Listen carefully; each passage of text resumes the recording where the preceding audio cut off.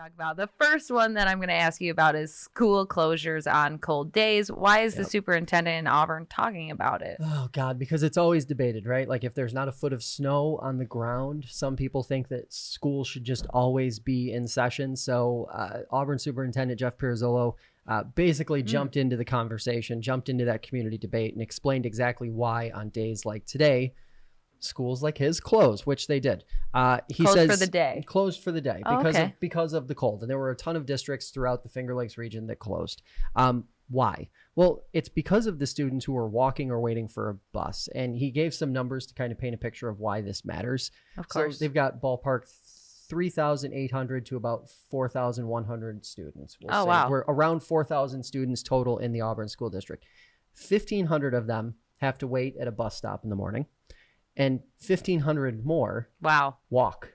Wow. 1,500 walk to school. That's crazy. In a district of 4. So out of roughly 4,000, basically 75% of your students are going to have to deal with the weather, the element that's out there right now. So, that's why they made the decision yesterday afternoon to close. And, like he explained, that's done to give parents an opportunity to plan so that they can figure out what they're doing for daycare, childcare, that sort of thing on a day like today. But yes, of course, reading some of the feedback this morning on social media, lots of parents think that, kids should just be in school no matter what, it seems.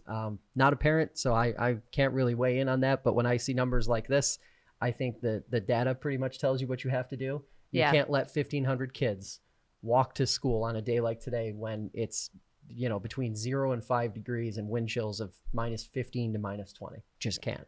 And kids are mischievous. They're not going to just be like, let me get to school quick. They're going to have snowball fights. They're going to stay out in the cold, I feel like, longer than they really should. And every minute literally counts. Like we just said, frostbite can happen in 15 to 20 minutes when it's this cold. Right. If you're walking to school, it probably takes you more than 10 or 15 minutes to walk to school in a lot of cases. So yeah, that's a thing. That's a serious one. We got to cut out that back in my day saying when they used to walk to school. 100%. Yeah, got to cut it out. Just get in over 2020. I used to walk to school uphill both ways with no shoes. The treacherous. 15 miles each way. Yeah, of course. So we're cutting that out in 2023. We just made that decision.